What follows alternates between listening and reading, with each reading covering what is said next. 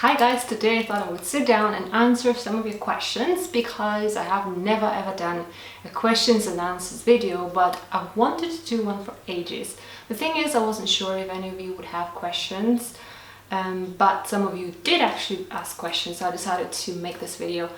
Finally, just before I forget, if you have any questions for the next questions and answers video, then please leave them down in the comments and I will add them to my next list of questions for the next video. So let's get started. So the first question came from Huma Rouge, and I really hope I'm pronouncing her name right. And the question was, how many languages do you speak?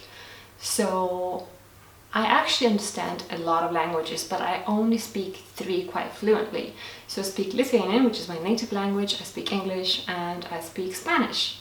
However, I understand Italian perfectly, I understand some Russian, and I also understand some German, but I don't speak those languages. I mean, if I really had to, I would be able to make some sentences in Italian, but I'm really rubbish at it because it's too similar to Spanish. The next question by the same lovely lady was, is YouTube or blogging a job? It actually is at the moment, but healing myself is more like my job. You know, I've been almost disabled by all of my health problems for the last few years, so I decided to just focus all my time and attention on healing myself and researching health. And I've been blessed to be able to do that because my husband and I have always been supporting each other. So when one tries to do something, then the other one supports him or her, and vice versa. So while I'm healing myself and while I'm building my business, which is my blog and YouTube channel, even if I don't like to call it a business, it is actually hopefully going to be my full-time income one day. So while I'm building it up, my husband is supporting me, and that's how it works. And I've been able to almost heal myself just thanks to that. The next question by the same lady again is, what's working for you against tooth decay? And I actually had to think about this question for a while, because there's so many things that help me, but I really just narrowed it down to the few things that really made the biggest difference. And I'm happy to say that my tooth decay and gum recession has completely stopped now. So I haven't been able to reverse a lot of the damage that was done before, but luckily it's not going any worse and it's actually going better little by little, so I'm really happy. So things that worked for me the most, first of all, I stopped flossing. I know it might sound strange, but I've never really flossed in my life and my gums were quite okay.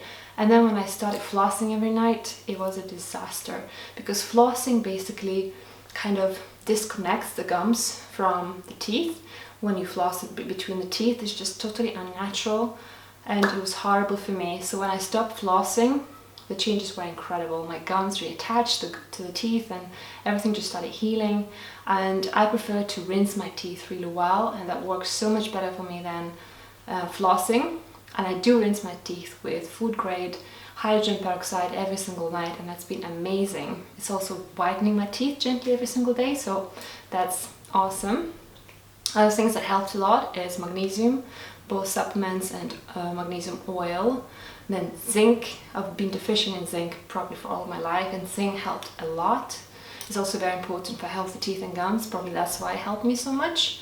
Next, what else helped? Next thing that helped is going back to fluoride toothpaste. I now have gone back to using non-fluoride toothpaste in the mornings, but I still use fluoride toothpaste in the evening because I think it helps to keep my teeth harder and stronger. And that's, I know it's a controversial topic, it's just what works for me, at least for now.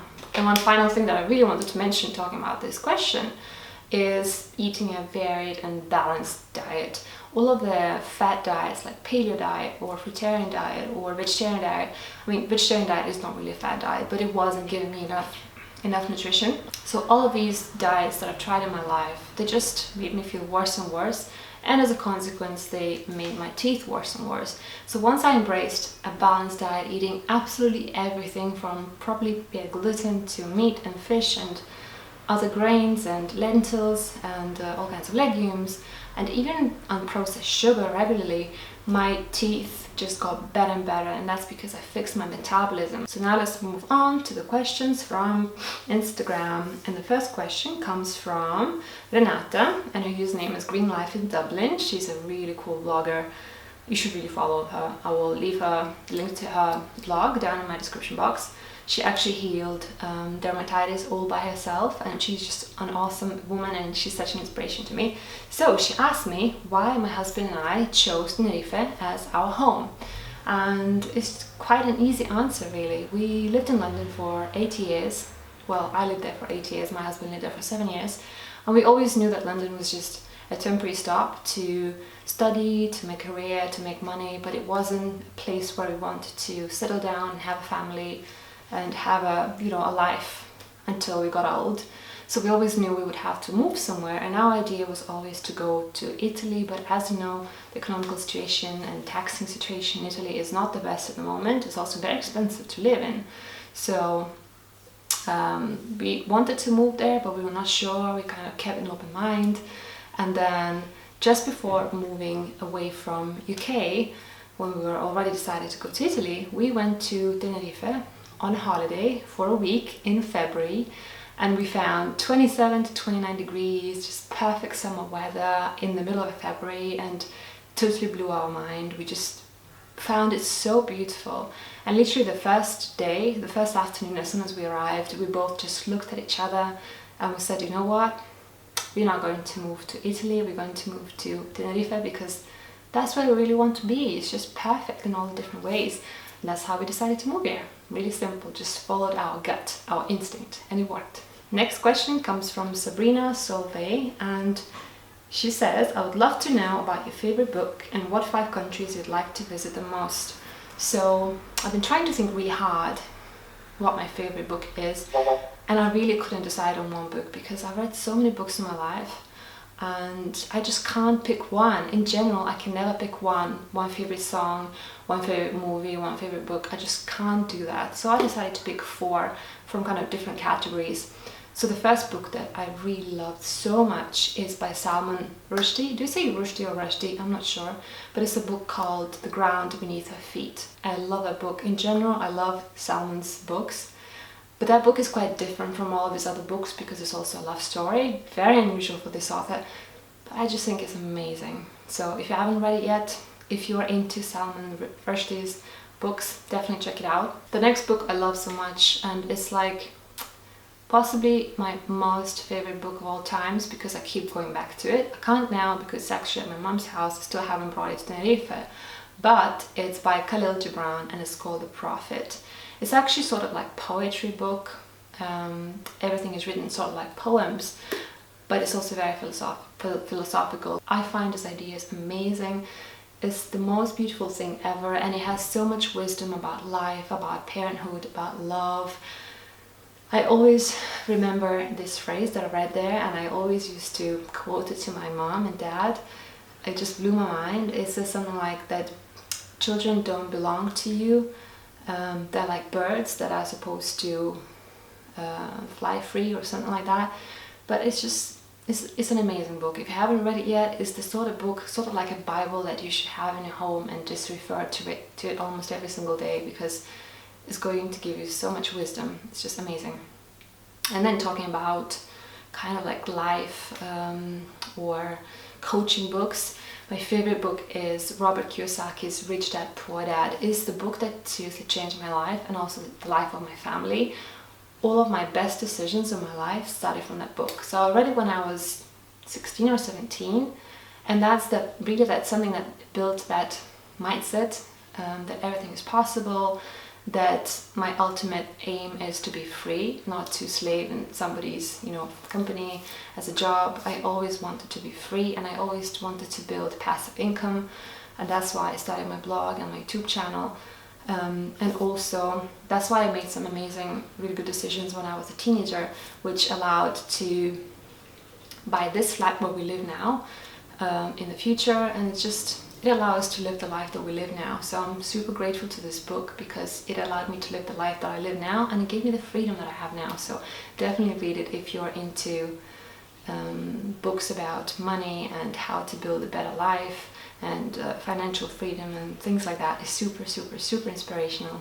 And then the fourth book that I love so much, and it helped me so much in terms of my mind and psychology, is Louise Hay's You Can Heal Your Life.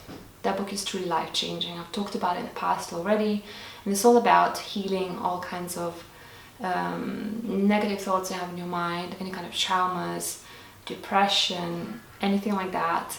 That book is seriously amazing. It's all built on positive affirmations and how to work with your mind and how to fix problems in your mind. Truly life-changing. I definitely recommend it to you. So I guess these are the 4 books that are my favorites. So sorry it's not one favorite, but one favorite just doesn't work for me. I have loads. And then talking about countries, 5 countries I'd like to visit. It was really difficult for me to narrow down to 5. So if you asked me for just one country, it would be impossible, but even 5 was really difficult. And most of my countries I'd really love to visit are in South America, because South America is like my spiritual home.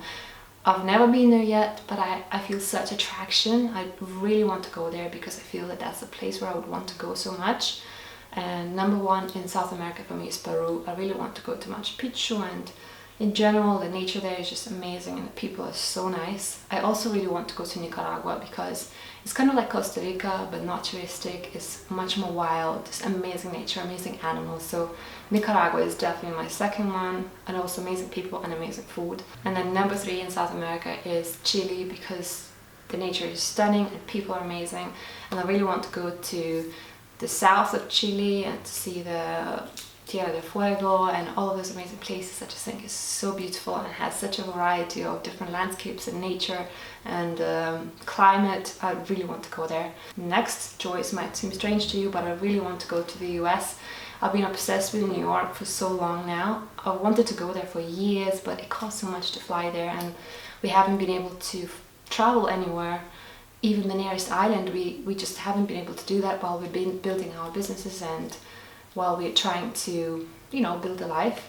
So I really, really want to go to New York as soon as we have a possibility, because I feel like it's something that would really charge me up with energy and inspiration. And the final place that I would really love to visit is India, of course, because it's home to Ayurveda and amazing culture and history and amazing food, lots of amazing spices, lots of amazing oils. So I would really love to visit India, and I know it's different from what people would imagine, but I'm ready to embrace all of the sides of India because I think it's just amazing. And I also have a friend who lives in India who I really want to visit, so hopefully one day I can make my dream come true and go to India. So the next questions come from Nancy Lynn, and they come from Facebook because I asked the same question in a few different platforms. So if you're not following me already on Facebook or Instagram, I'm always on Instagram, by the way, I love it. So just follow me, just find me. The links are all down in the description box. And Nancy Lynn asked, any advice on losing stubborn belly fat? So it's something I've been struggling with myself. Even though I don't have much on the rest of my body, I always have some stubborn fat on my belly, and it's driving me crazy. I've been trying to lose it for years, and sometimes I lose it, sometimes I get it back, sometimes it seems totally stubborn, but I have noticed a few things that do help. So the first one is try to go on a low FODMAP diet for a month or so and see if it helps, because first of all, lowering your fructose might help produce less fat. Not produce, but save less fat in your body, and it's also going to perhaps help your digestion and so on and so forth. So trying it for a month or so is definitely I think a great approach. As also an elimination diet, I made a video about it. I'll leave a link down in the description box, but you can definitely try it out as first thing. Second thing is fix your metabolism, because if you are on a diet, you eat really few calories, or you are on a restrictive diet, even things like paleo vegan, I do call them restrictive, in fact very restrictive, your metabolism slows down because your body takes it as sort of almost like a starvation mode. And when your body is in a stress mode or starvation mode, you're going to accumulate fat much more easily. So definitely try to raise your metabolism by eating a varied diet, a lot of calories, not too much, but just what your body needs, without stressing it. And I really recommend Matt Stone's work if you are into fixing your metabolism. He helped me so much to get through orthorexia and to regain my healthy relationship with food. His work is amazing. I don't agree with a lot of his junk recommendations, but the whole idea of rebuilding metabolism I think is awesome. Next, of course, exercise. Exercising, nothing can replace exercising. It's the only way to lose your fat. But I'm not talking just about cardio. You need both cardio and resistance training, body weight, and also Tabata or interval training is amazing for burning fat. And of course, if you burn fat and then make some muscles on top instead, muscles actually burn much more calories, so it's going to be much easier to lose more fat and to keep that fat off.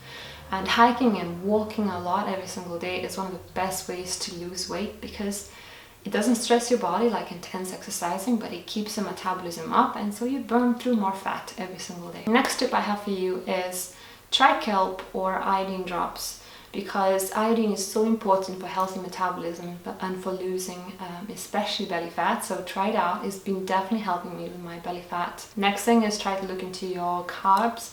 And I'm not saying going to really low amounts like paleo would be a good thing for you, but perhaps you're eating a bit too many carbs for your constitution. So definitely play around with your carbs and see whether you lose more fat on certain amounts of carbs. Maybe some people do better on 200 grams a day, some people do better on 150. Personally, I wouldn't go below 150, especially if you're a woman, because I don't think it's healthy at all for the metabolism.